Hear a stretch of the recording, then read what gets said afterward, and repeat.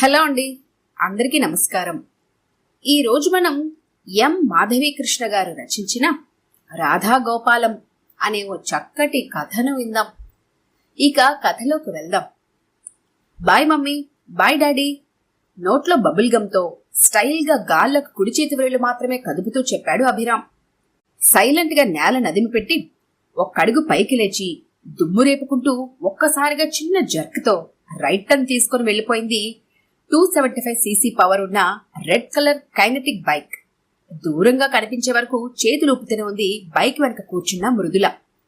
ఆ అమ్మాయి వేసుకున్న white T shirt, dark blue jeans pant, మెడ వెనక అటు ఇటు ఊగుతున్న పోనీటైల్, అటోకాలు ఇటోకాలు వేసుకుని బ్యాక్ సీట్లో కూర్చున్న విధానం పెద్దవాళ్ల ముందు నుంచి కదిలాం కదా అనుకుంటూ ఫ్రీగా భర్తని వెనక నుండి హత్తుకుపోతూ కూర్చున్న పద్ధతిలో స్వేచ్ఛ. వాళ్ళు వెళ్లిపోయి 10 నిమిషాల పైన అయింది. లోపలికి రాబోయ్. టాటా చెప్పడానికి ఎత్తిన చేతిని అలాగే వాకిలికి ఆంచుకొని ఏదో ఆలోచనలో నిలబడిపోయిన రాధాకుమారిని కుదుపుతూ పిలిచాడు నందగోపాల్. అలా చూడ్డం తప్పితే చేసేదేముంది? మూతి ముద్దుగా తిప్పుతూ నిష్ఠూరంగా అంది రాధ. ఏమిటోయ్, అత్తగారి హోదా వంటబట్టిందా? కొడుకు కోటను చూసి ఈర్చిపడుతున్నావా? అడిగాడు గోపాలం. చచ, భలేవారే మీరు. అయినా ఈ వేషమేంటి మీకు? అప్పుడే గమనించి ఆశ్చర్యంగా అడిగింది.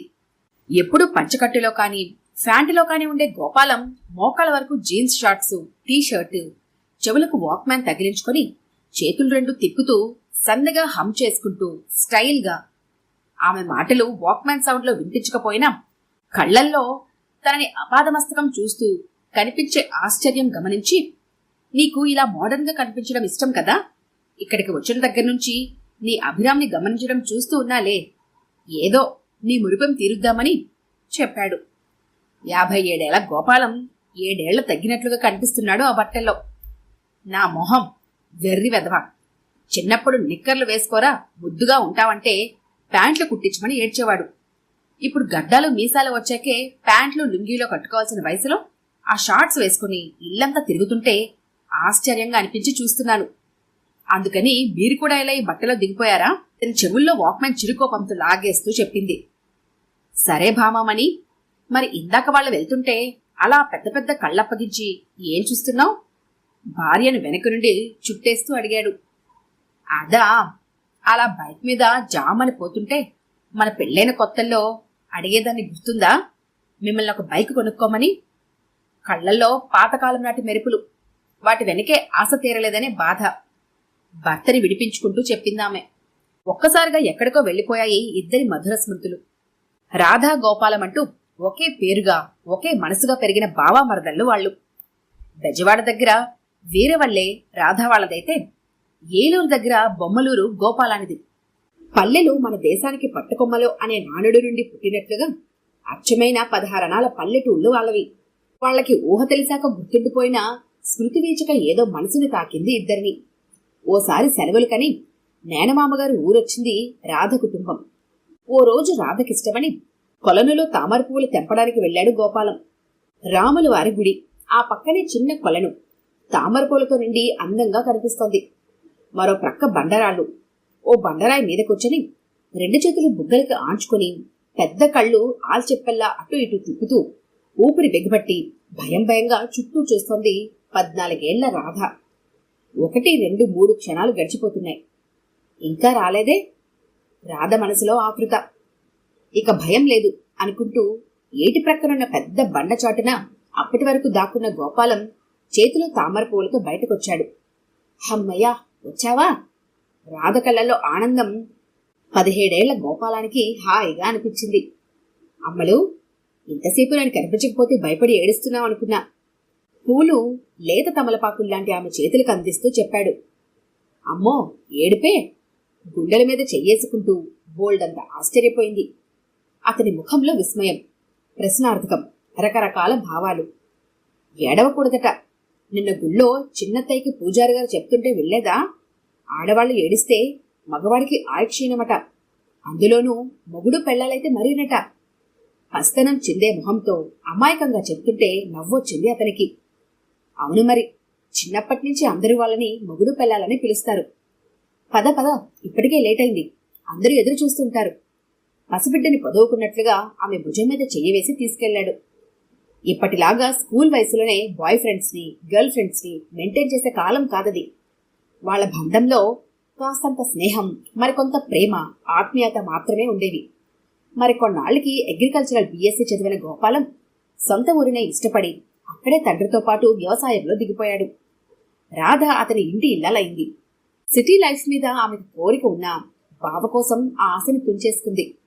గోపాలం తండ్రిది ఉమ్మడి కుటుంబం కావటంతో గోపాలం చిన్నాన్నలు, వాళ్ల పిల్లలు అంతా కలిసే ఉండేవారు.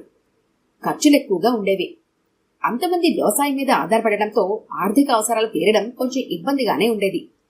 ఎప్పుడైనా బెజవాడ కనకదుర్గ గుడికో షాపింగ్ కన్నా వచ్చినప్పుడు అక్కడ వచ్చిపోయే వాళ్ళని చూస్తూ అడిగి అడగనట్లుగా, బావ మనసు నొచ్చుకోకూడదన్నట్లుగా అడిగేది బైక్ ఒకటి కొనుక్కోమని. బొమ్మలూరులో సైకిళ్లు, ఎడ్డబండులు తప్పితే బైక్ నడిపే వాళ్ళు ఉండేవాళ్లు కాదు. అలాగే వచ్చే ఏడు చూద్దాంలే అనేవాడు గోపాలం. తనంటే ఆమెకి ఎంత ప్రేమో అతనికి తెలుసు. తన విషయానికి వచ్చేటప్పటికి ఆమె ఎంత సెంటిమెంటల్ గా మారిపోతుందో తెలుసు. ఆఖరికి ఒక స్త్రీగా డెలివరీ పెయిన్స్ టైంలో కూడా ఆమె కళ్ళ వెంబటి నీటి చుక్క రాలేదు. ఎప్పుడూ చిన్నతనంలో పూజారి చెప్పిన మాటలు ఆమె మనసు పొరల్లో దూరి ఆమె దుఃఖాన్ని దిగమింగేవి. ఒకసారి గోపాలానికి పొలం గట్టన వస్తుంటే ఎద్దొకటి అదుపు తప్పి అతన్ని గుద్దేసింది. సీరియస్ అన్నారు. అందరూ హాస్పిటల్లో చేరిగిలబడి ఏడుస్తుంటే ఆమె మాత్రం ఒడిలో 2 చిన్నపిల్లలతో అలాగే కళ్ళు విప్పార్చుకొని ఏ దేవుడినో ప్రార్థిస్తున్నట్లుగా, ధ్యానంలో ఉన్నట్లుగా ఉండేది. ఇంట్లో అందరికీ అదొక ఆశ్చర్యకరమైన విషయం అయింది. కాని గోపాలానికి ఒక్కడికే తెలుసు ఆమె కంటినీరు ఎందుకు పెట్టదో.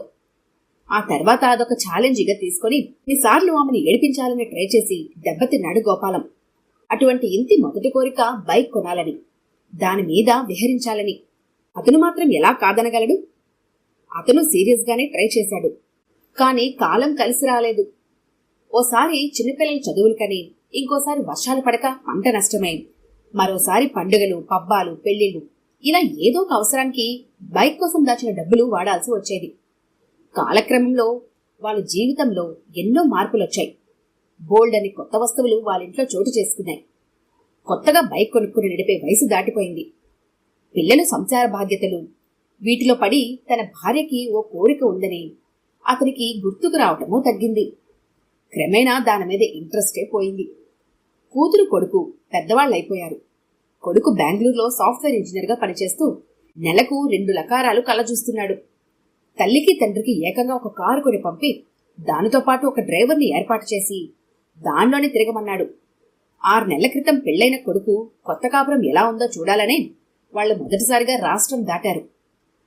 పాలు మరుగుతున్న వాసన రావడంతో గత స్మృతుల నుంచి బయటపడి వంటగదిలోకి నడిచింది రాధ ఉరఫ్ రాధమ్మ.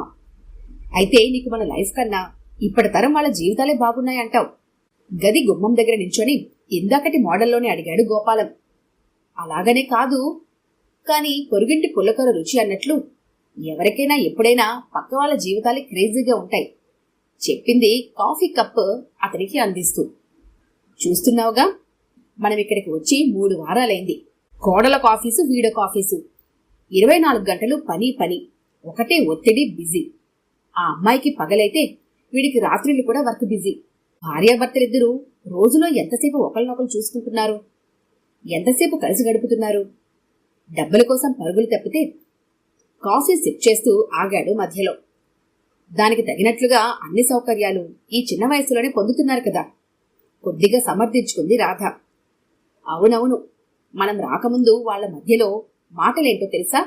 ఫ్రిడ్జ్లో కూర, చారు ఉన్నాయి, వేడి చేసుకోండి అని ఆ అమ్మాయి, ఈరోజు ఆఫీస్లో లేట్ అవుతుంది అని వీడు ఫోన్ కాల్స్ చేసుకోవడం, ఎవరి పాటికి వాళ్ళు డబుల్ కీస్ పట్టుకుని గెస్టులాగా ఇంటికొచ్చిపోవడం, ఇంట్లో భార్య ఒక్కతే అని లోపల వాడికి టెన్షన్. ఇక శని ఆదివారాలు వస్తే ఇంట్లో ఉంటారా? వీకెండ్స్ పిక్నిక్లు, పార్టీలు, 10 మందితో కలిసి సరదాలు. వీళ్ళిద్దరూ కలిసి గడిపేదెప్పుడు? ప్రశాంతంగా కబుర్లు చెప్పుకునేదెప్పుడు? నీకు గుర్తుందా, పొలం గట్టును ఎప్పుడైనా కాపలాకి వెళ్లాల్సొస్తే నాకెంత నిశ్చింత ధైర్యం, మా వాళ్లందరి మధ్య నువ్వు సేఫ్గా ఉంటావని. సాయంత్రాలు మేడపైన నీ ఒడిలో పడుకొని పక్కనే జాజిపూల చెట్టు నుంచి వచ్చే సువాసనలన్నీ ఆఘ్రానిస్తూ పున్నమి చంద్రుణ్ణి నీ ముఖంలో వెతుక్కుంటూ కబుర్లు చెప్పుకుంటూ ఎలా గడిపేవాళ్లం? ఆ అవకాశం వీళ్ళకుందా? అలాంటి అనుభూతులు వీళ్ళకి తెలుసా? అంతా ఫాస్ట్ ఫాస్ట్ ఫాస్ట్. కొడుకుని, దానితో పాటు నవతరాన్ని ఉద్వేగంగా నిందిస్తున్న అతనికి బీపీ టాబ్లెట్ ఇచ్చింది రాధ. 3 వారాలుగా వీళ్ళని వీకెండ్స్ లో బయటకు తీసుకెళ్తున్నారు అభిరామ్ మృదుల. ఇక బోర్ కొట్టి మీరు ఫ్రీగా వెళ్ళండి, పొద్దస్తమాను మాతోనేనా అన్నాడు గోపాలం. అభిరామ్ మరీ బలవంతం చేస్తే మమ్మల్ని ఫ్రీగా వదిలేసి వెళ్ళండర్రా అంటూ చెప్పేశాడు. రాధమొహం కొడుకు కోడల ముందు ఎరిపెక్కిపోయింది. కోడలు ముసిముసిగా నవ్వుకుంటూ లోపలికి వెళ్ళిపోయింది. ఈయన ఇప్పటికీ 25 ఏళ్ల గోపాలంలాగానే ఫీల్ అవుతారు. రాధ మనసులోనే గొనుక్కుంది. వాడెన్నిసార్లు రమ్మన్నా వద్దన్నది ఇలా నా మెదడు నంజుకు తినడానికేనా? నవ్వుతూ అడిగింది రాధ భర్తని. అఫ్కోర్స్ ఈ తరాలు మనలా కాకుండా అన్ని బెనిఫిట్స్ పొందుతున్నారనుకో, అందుకే త్వరగా సంపాదించగలుగుతున్నారు. కాస్త తగ్గుతూ సావధానంగా అన్నాడు. నష్టాలంటారు, లాభాలంటారు, అన్నీ మీరే చెప్తారు. నాకు అవతల పనుంది అంటూ రాధ లోపలికి నడిచింది. ఆమె మాటలు పట్టించుకోనట్లుగా ఏదో ఆలోచనలో పడిపోయాడు గోపాలం. మరో 10 రోజులకి తెల్లవారుజామున చలికాలం కావడంతో మంచు పొరలు వీడలేదు. అభిరామ్ ఆఫీస్ పనంటూ అంత పొద్దునే బయటికెళ్లిపోయాడు. మృదుల పగలంతా వర్క్ చేసి రాత్రి లేట్ అవటంతో అలసిపోయి పడుకుని ఇంకా లేవలేదు. అలవాటు చొప్పున రాధ చీకట్లో స్నానం చేసి వచ్చింది. అమ్మలు, ఇవిగో ఇవి కట్టుకో. ఓ చుడీదార్ జత ఆమె చేతిలో పెడుతూ చెప్పాడు గోపాలం. ఏమిటండి ఇవి? చేత్తో అటు ఇటు తిప్పుతూ అడిగింది ఆమె. ముందు డ్రెస్ చేంజ్ చేసుకురా, త్వరగా తొందర పెట్టాడు.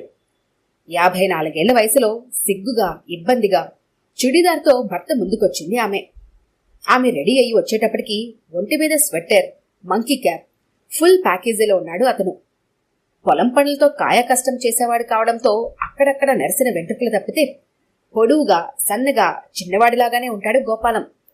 అతనికి తగ్గట్లుగా సరిజోడుగా ఉంటుంది రాధ. బావుందోయ్ డ్రెస్, ఆమెను చూస్తూ ప్రశంసించాడు. ఆ మాత్రానికే ఆమె చెంపలు కెంపులయ్యాయి. ఇదిగో ఈ చున్నీని ఇలా తల చుట్టూ తిప్పుకొని మెడ మీదుగా వీసుకో, కళ్ళకి ఈ గాగుల్స్ పెట్టుకో అని చెప్తూ తనే సరిచేశాడు. సినిమా స్టార్లా ఉన్నావు, పైనుంచి క్రిందదాకా ఆమెను చూస్తూ చెప్పాడు. భర్త ప్రశంసలు భార్యకెప్పుడు తొలకర జల్లెలు పులకరింతలే. ఆనందం బయటికి కనపడనివ్వకుండా అడిగింది. ఇప్పుడు ఇవన్నీ ఎందుకు? ఇష్ అని సైగ చేశాడు గోపాలం.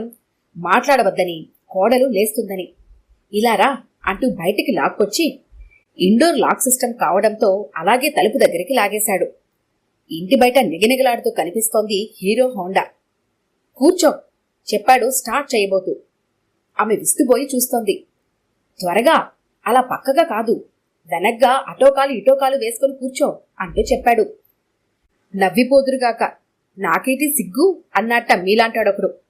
క్రింద పడితే అందరి ముందు పరువు పోతుంది. అయినా ఈ వయసులో సగం గాబరా భయం కలిసిపోగా చెప్పింది.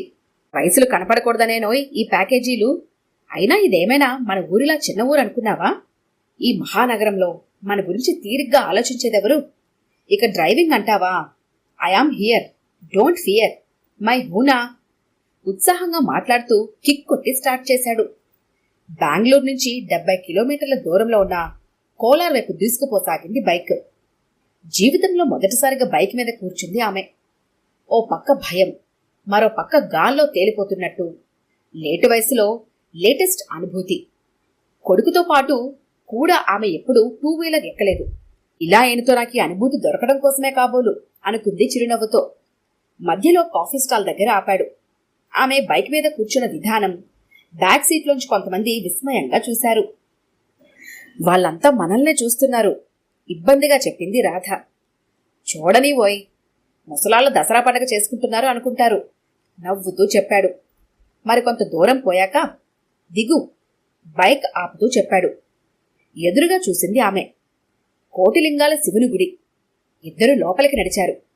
అత్యంత అద్భుతంగా పరమశివుడి దిగి వచ్చి నిలయముంటున్నట్లుగా ఉంది ఆ గుడి. గుడి ఆవరణలో మంటపంలో బోల్డన్ని శివలింగాలు, పక్కనే చిన్న కొలను. దైవదర్శనం చేసుకున్నాక గుడి ఆవరణలో పొగడపూల చెట్టు క్రింద కూర్చున్నారు ఇద్దరు. చుట్టూ జారిపడే నేలంతా పరుచుకొని ఉన్నాయి తెల్లని పువ్వులు. Wish you happy married life. Radha చేతిలో కొబ్బరి ముక్క పెడుతూ కొలనులో తెంపుకొచ్చిన తామర పువ్వు మరో చేతికి అందిస్తూ చెప్పాడు గోపాలం. Same to you. ఉదయించిన బాలభానుడి కెంజాయి రంగులన్నీ తన మోమికి కలిసిపోతుండగా చెప్పింది ఆమె. సంతోషంగా ఇంటికి బయలుదేరారు ఇద్దరు. పెళ్లి రోజుని ఈ విధంగా సెలబ్రేట్ చేసుకోవడం ఆనందంగా ఉంది ఇద్దరికి. ముఖ్యంగా రాధకి ఓ గొప్ప అనుకోని అనుభూతి. బావా, ఎంత సంతోషంగా ఉందో తెలుసా? ఆ గుడి, ఆ ప్రశాంత వాతావరణం, ఈ బైక్, ఈ ప్రయాణం. ఈసారి కాస్తంత ధైర్యంగా గట్టిగా కుదురుగా కూర్చొని హాయిగా అతన్ని వెనక నుండి హత్తుకుంటూ చెప్పింది ఆమె. మనసు ఉల్లాసంగా ఉన్నప్పుడు, ఏకాంతంలో ఉన్నప్పుడు ఈ రోజుకి భర్తని అలాగే పిలుస్తుంది బావా అని. ఇంత బాగా డ్రైవింగ్, ఈ వయసులో లైసెన్స్. అప్పుడొచ్చింది ఆమెకు అనుమానం.